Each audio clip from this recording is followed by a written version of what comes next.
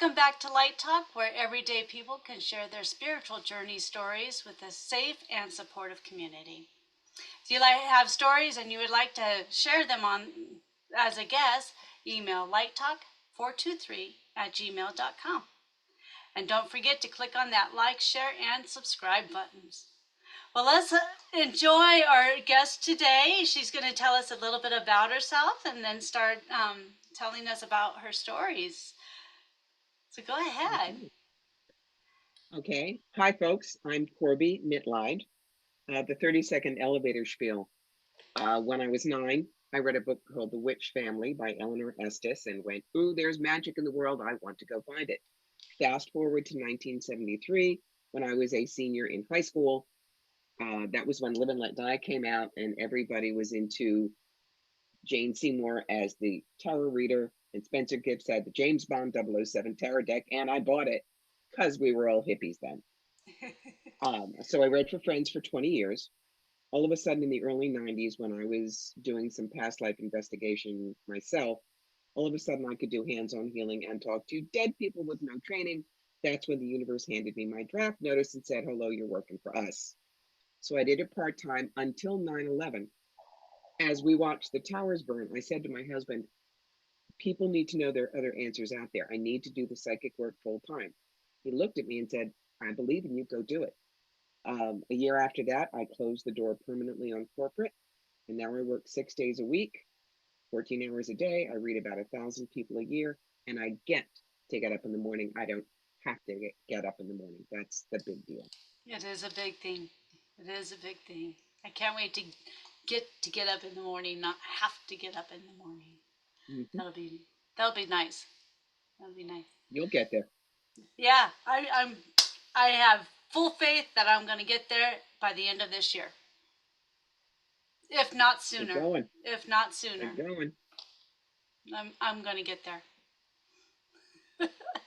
So tell us about the 9/11. I had worked in New York City for years when I was acting in the late 80s and early 90s. So I was very familiar with it. And it happened just a couple of days after my father had died, and Dad was my best friend. So I was still shaken and very open from that. I did not and have not gotten people from 9/11 coming to want to tell me anything. But spirit always has an awakening point for us. And that was one of my biggest, that doing the work part-time while I was an actress, an author, an inspirational speaker, a video producer, a legal assistant, an executive recruiter, a writer for ElfQuest, not enough. I had to do the psychic work full-time because I understood that just living as if this is the only world you know closes you to so many things. The example I've heard for years is it's like a bunch of people who are chained facing a wall, and all they see are the shadows. If they could only break the chains and turn around, they would see not only is there an entrance out of the cave, but there's a whole world. That's a unique way of saying it. I like that. Mm-hmm. I like that. That's a really great way to say it. When you draw people pictures, allegory, they understand a lot better than if you just talk at them and maybe use words that they don't understand. I don't use what I call a lot of wiki-woo language. I'm not going to say, well, your third chakra and the vibe and this and that, because you don't get it unless you're steeped in this. Mm-hmm. So with me, it's humor, it's stories.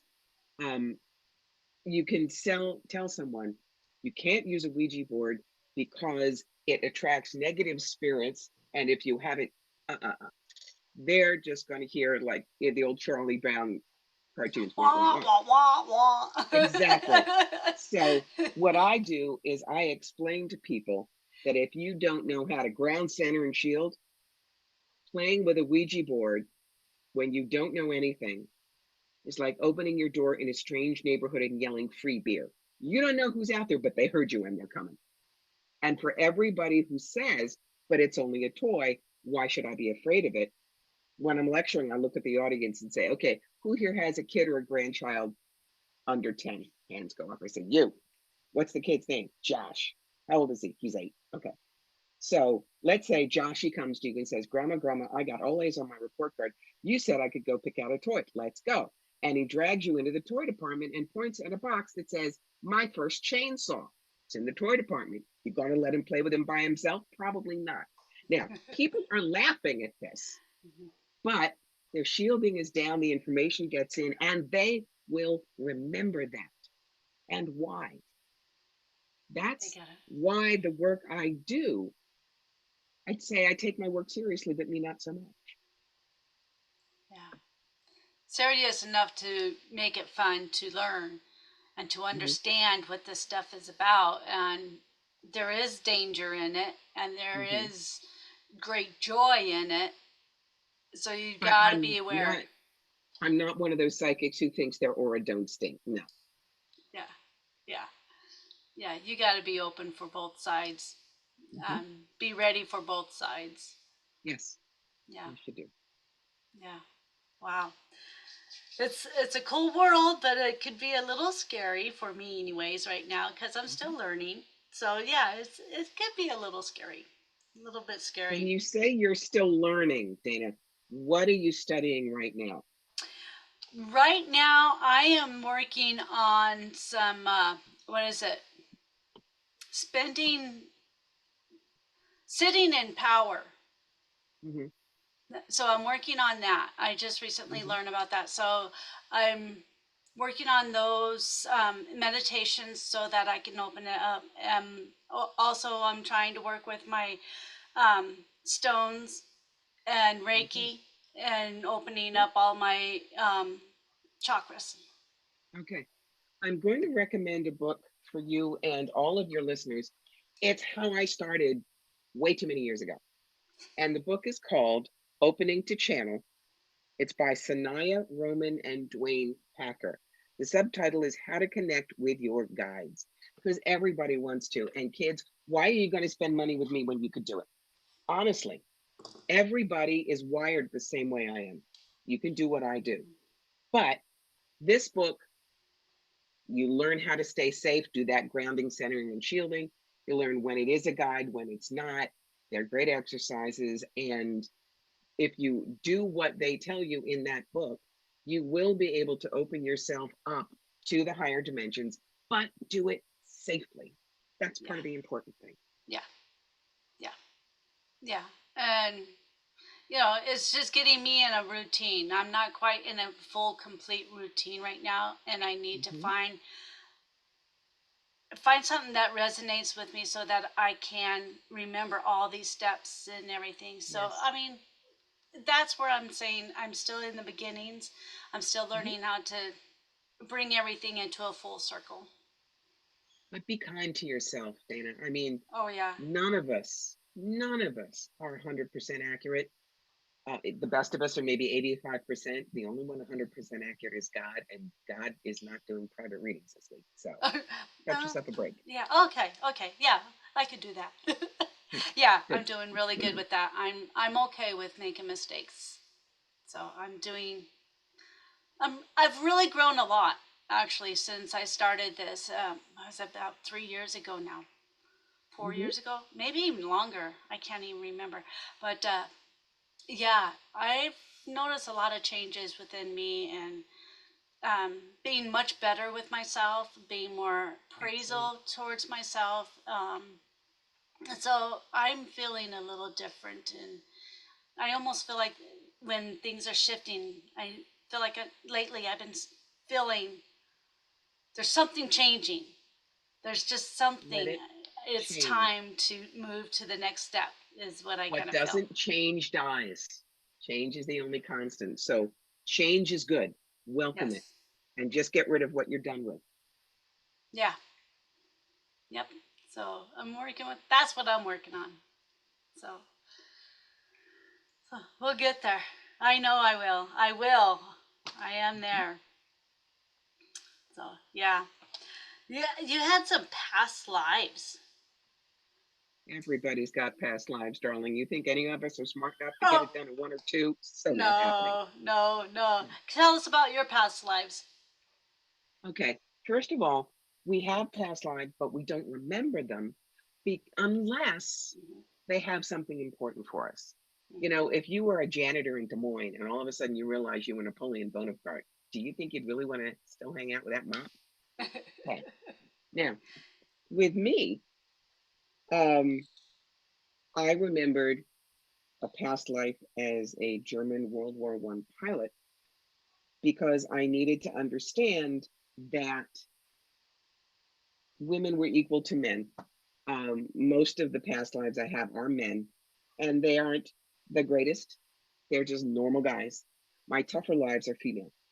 And so in this life, I came in with a Dolly Parton figure, and that really skewed what I thought I was worth to the point that Spirit said, well, we need you down there a long time, so we're going to remove the problem. And I ended up with a double mastectomy. So instead of the Dolly Parton figure, now I look like a fat fire plug with permanent side effects. But I know who I am. I am more aware of the gifts I have, what I can do with and for people. Because I've walked that road, I have a great deal of compassion and I can help women understand that it is a thing, it's not what defines them. So, was it fun? No. Do I wish it hadn't happened? Probably. But it's made me a better teacher, reader, healer, and reverend. It really has. That's Yeah. why past lives are important.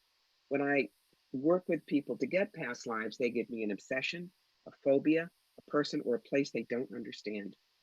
And the simplest story that I have is a woman who came to me and said, my son is 29. He won't live anywhere but a mile from me at most. He keeps asking me about everything he's deciding, and I know this isn't right. What's going on? I have the ability to pull past lives down immediately. So, about 30 seconds. And I said, okay, 1944, Utah Beach. So, this is D Day. And I see your son. He's a soldier on the beach. He's down. He's bleeding a lot because he's got shrapnel in the leg. You're his commanding officer. You scramble over the dune and you pull him to safety. You take some shrapnel too, but you both live. And I open my eyes and she looks at me and she says, can you see my rank? I said, yes, you were a sergeant. She goes, he's called me Sarge since he was 3 years old and we never knew why. That is when a past life does you some good. Do not come to me and say, I know I must have been Anne Boleyn because I can't wear turtlenecks. Get in line. I've heard that Yeah. line too many times. Yeah. Yeah. So I've always had this fear of heights. Mhm. And I had a past life done, and it, what I got out of that is just because I was hung in that life, and that's about the height of a second floor building. So, Mhm. and that's the second floor always gets me. It gets me. Okay. So, yeah. So I'm working on that, knowing that's not now. That was then. There's also a second past life about heights. I see this is turn of the century, and you were part of the circus, and you were one of the roadies. You were climbing on a very tall ladder to fix the um, lines for the rope walkers. Ladder broke, down you went, back broken. Took you a while to die. That's why you don't Oh, want to be up there. Does that make sense? yeah. That would make sense because I just had that fear of like a death with that with the fall. It's like a Hmm. death with it. I don't. Yeah, like you said, I didn't know why, but yeah. There you go. Thank you. That's the you see. I do mediumship, but I prefer past lives because doing mediumship in public, I don't censor what I get and I don't censor what comes out of my mouth. And it could be intensely private. It could be things that the person who asked to speak to Dead Aunt Mabel doesn't want out in the world. So I do my mediumship very privately. But past life galleries like that, they're easy for me. And I do them often. And that was turn of the century for me. Turn of Hmm. the century in the circus. Yep. Yep. 1908 is the number I'm getting. So look at probably 1908. something like Ringling Brothers. The circuses were very popular then and traveled. I'll check into it. Excellent. Awesome. Well, thank you. I wasn't expecting that, but thank you. It It's came what in. I told you. I It's what I do. do. It's what I do. You want to tell us a little bit about some of the soldiers that you've helped cross over? Because the life I remember most is that of a World War I German pilot. Soldiers are, I don't know, attracted to me is the wrong word. They sense that I'm a safe place. Mhm. Um, I was visiting the Western Front in 1992 when all of this stuff was just hitting. And frankly, it was unnerving. I was staying in a B&B there, but Verdun was, thousands and thousands of dead. And I kept seeing shadows and hearing whisperings all night. Could not sleep. Didn't know how to block them out at that point because I was new to that game. But I do remember that there was a German soldier who showed up in my apartment in Atlanta. This much of his face was gone because he had been blown up. But it wasn't gore, it just wasn't there. And the first thing they always want to know is who won. And you have to explain to them it's 100 years ago, it doesn't matter. You get them to forgive the person that they killed and forgive the person who killed them. And then you can generally send that fragment up to the light. Our souls don't go to hell. That is a personality fragment of a complete soul. It's like if your hand is cut off, it doesn't mean the rest of you goes away. You just don't have that hand. If you can reattach it, good. That's the same thing. That was a soul fragment, that personality fragment that I helped reunite with a full soul. Oh, okay. Okay. That's really cool. That's really cool. So how does that connect in energy wise? How can you explain how that happens? Because I don't look for them, they just show up. They just show up. When I see them, it's like an energy shimmer, or I get a real clear vision right at third eye, and I talk to them. Once we get them to clear that energy, they just go into my arms and I hold them until my arms collapse, which means that personality fragment has made it upstairs. They've been wandering in what I call the gray spaces down here before that. Okay. Okay. That's cool. That's good information. You want to tell us about this a pulsing blue light that you'd seen? I've heard some people talk about theirs too, and we haven't figured out what it is yet. But it was the first real experience I ever had with something that I could not explain. And this was when I was living in Cambridge, Massachusetts. So this is, about 1975, 76, 77. And I was in a ground floor apartment, and there were French doors that shut off the bedroom from the living room. And my fiance and I were in bed. We were getting ready to go to sleep, and all of a sudden, there was literally a pulsing blue light that showed up in the living room, came through the French doors, and I mean through. They were not open, just came right through and stood above the bed. I was terrified. I talked to it. I said, I will assume that you're my oversoul. I'm not sure. Um, but I am not ready for you. So please go in peace. And it blinked out. There was no way it could have been a reflection from anywhere because we lived in a small alley. No light from a car or anything could have done that. So that was my first indication that there's stuff out there other than the reading and the stuff that I did. And that told me that I was probably going to end up working with things that could not be explained. I can do hands-on healing now. Well, I'm the conduit. I don't do the healing. Right. Um, I can relieve pain. No, if you have polio, I cannot lay hands and all of a sudden you throw your crutch and walk. No, that's not my game. But I remember the first time that I did that, a dear friend of mine who has since passed had bronchitis that antibiotics wasn't touching. I said, let me do some work. And so I put my hands on her and I got a vision of a stream the way it breaks up the ice in late winter, very early spring. And I kept giving her that. She said she felt warmth throughout the body. And within about 3 days, the bronchitis or whatever she had was gone, that the antibiotics hadn't touched.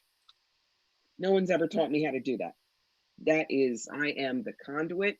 That's the energy upstairs. I never take credit for it. And I frankly don't do it as part of my business. I never charge for it. If someone hurts, I may say to them, I might be able to do something about a pain. Can I help?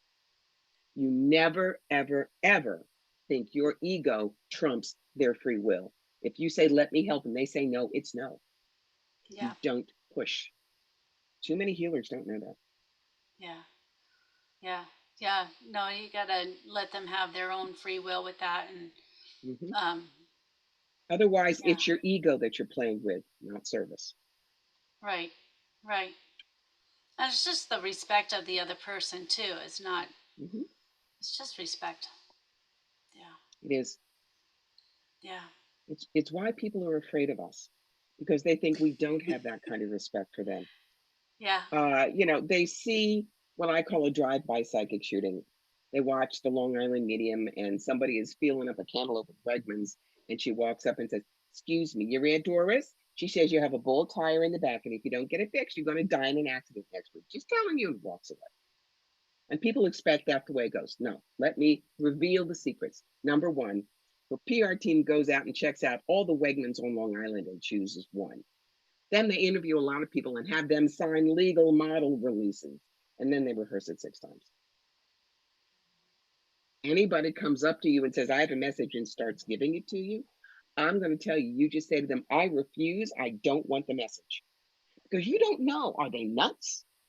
Are they just making up something because they want to look important? What? And if they keep pushing, I'm telling you, you go find the manager of whatever store and you get them out because they're harassing you. You never, ever, ever have to take a message from anybody if you don't want it. Yep. And they've got to ask for permission from you. You know, That's right.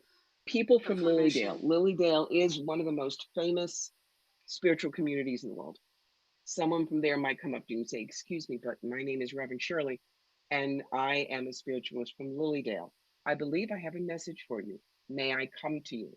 That's the magic phrase. If you say yes, Mm-hmm. they will deliver the message. If you say no, I don't want it, or no, thank you, they'll nod and walk away because they know that spirit will get it to you if it's important. They're Right. just not the delivery service. Yep. Yep. Yep. That's the point right there. You know, Hmm. no You matter, bet. it will happen when the time Hmm. is right with the right situation. Yes, it will. It Yeah. will. Yeah. Nothing's done, but nothing's accident. Nope. Nope. Everything's done for purpose, and I Right. believe that Right. everything's And for purpose. coincidence is just God has a plan and ain't telling you what he's doing. He should Right. it. So Right, right. Do you have any experiences with ETs along with no, any of these others? I don't. I have dealt with walk-ins for people, but I have never myself dealt with ETs or aliens. Walk-ins are interesting though. Walk-ins are if someone dies on the table and is revived, there is a possibility that if that soul was done with life, and there's another soul that says, I just have a few more things I need to get done, I don't want to go through a whole childhood, there is an agreement. It's not invasion of the body snatchers. And personalities will change. A dear friend of mine, long past, it was interesting. She had a heart lung transplant in Boston. 18-year-old Hispanic. She did not know that. This was a nice Jewish girl who had, she knew Jewish recipes and the whole thing. All of a sudden, her appetites changed, her musical tastes changed. So, was that a walk in? Not quite, but that was energy from the heart and lung that she got, was an overlay that she then dealt with happily for the rest of her life, which was 20, 25 years. Wow, wow. I've been I've been told that I'm a walk-in. That I have like 7 walk-ins. I'm not sure. I'm still kind of learning about this walk-in stuff, so Okay. No, it's I'm going to tell you right now. getting You into. would know if you were a walk-in Okay. because part of your life is like this, and then there's this defining point, and then it changes. It's not, well, I'm doing this, I'm doing this, I'm doing this. No. A walk-in is black and white, left and right, a line down the middle. You may have lead through from past lives that you're learning about, that I would accept, but no. And you can't do 7 walk-ins at once. I have never heard of that. That's something you'd read in the National Enquirer. Okay. All right. Woo. Things we learn, right? Things we Mhm. learn about. I've been doing this for a half a century, darling. Been there, Yeah. done that, sold the franchise. Yeah. So tell me about one of your not so joyous situation and a one of your favorite situations that you've been through. Well, actually, I'm going to tell you why we can't have egos in readings. We have to just say it and let it go. Mm-hmm. Trust it. There was a woman I read in Kitchener, Ontario, and I saw a couple of challenging situations for her, which I told her about. She looks at me and she says, "You suck," and she gets up and walks away. Okay. Well, I used to go up to Canada 3 times a year. Next time I was there, who was the first person in my chair? But her. And she Boy. said, "Last time I said you sucked." I said, "Yes, I remember. Because you told me that I was going to take in a boarder and then I was going to want to sell my house. And I thought that was all bull. But my daughter got pregnant and moved home. And now I'm going to sell my house to help raise my grandson. And I still don't like you, but I want to know what else you see. Don't shoot the messenger. Jeez Louise. You know, Why are you here the second time if you didn't like I know. But, people say, well, anybody can read cards. That's true. But when you have read them as long as I have, that's why I'm a certified tarot master, you let the cards tell you what they need. There's one particular card, it's the Three of Pentacles. It shows usually somebody working on a stained glass window in a church, and it talks about mastery and a long-term job, things like that. Couple, again in Kitchener, my best stories are Kitchener. Um, I pulled that card during a reading for them and I just stopped and stared at it. And then I said, "I have no idea why I'm telling you this, but there is a deconsecrated or abandoned church about 2 miles from here, and you're supposed to open up a cafe bakery." And I'm thinking they're going to, leave screaming. But they looked at each other and looked at me, nod. "Oh, yeah, we know which one. We've been arguing about that for 2 years." Okay, Now I it's guess time. I get them in. And they gave me absolutely nothing to indicate that that weird message would be appropriate for them. That's when you trust spirit. You are just the mouthpiece that spirit is working with. Mm-hmm. It ain't you. Yep. Yep. Woo! A lot of information coming through. A lot of information. Is there anything that you can let our viewers know that you would think is important for them? Yes, you need to, if you're going to do this, you need to learn how to ground, center, and shield. Grounding, centering, and shielding is how to protect yourself with good energy. We are all wired like the same house plan. You can do what I do. I'm not special. But you got to go through boot camp first so that you understand what you're playing with. And you don't open that door and shout free beer. But come and play. There are 8 billion people in the world, kids, and I can't read them all. There's room for everybody. There you go. All right. Excellent. Well, thank you so much for your time with me today. It was a And pleasure. sure appreciate you coming on.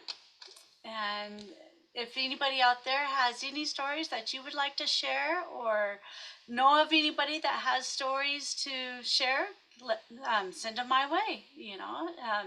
Email lighttalk423@gmail.com and click on that like, share, and subscribe buttons. And we'll talk with everybody later. Thanks again for showing up and checking with me. All right. See you later.